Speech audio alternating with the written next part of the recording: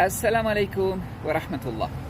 في تناول لقول الله سبحانه وتعالى: وإن تتولوا يستبدل قوما غيركم ثم لا يكونوا أمثالكم، في ظاهرة اجتماعية مريرة، وهي ارتفاع نسبة الانفصالات والطلاقات بين النساء العربيات.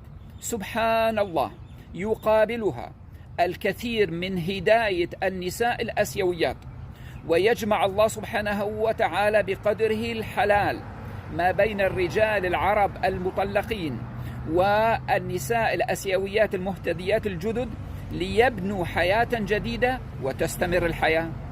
وسجلت المرأة العربية في رصيدها فشل وإثم ودمار. سبحان الله، استغنت عن قيمتها الاجتماعية المحترمة، واستغنت عن قيمتها الإلهية أن كان زوجها باب من أبواب الجنة.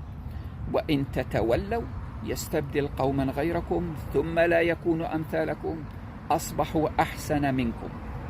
السلام عليكم.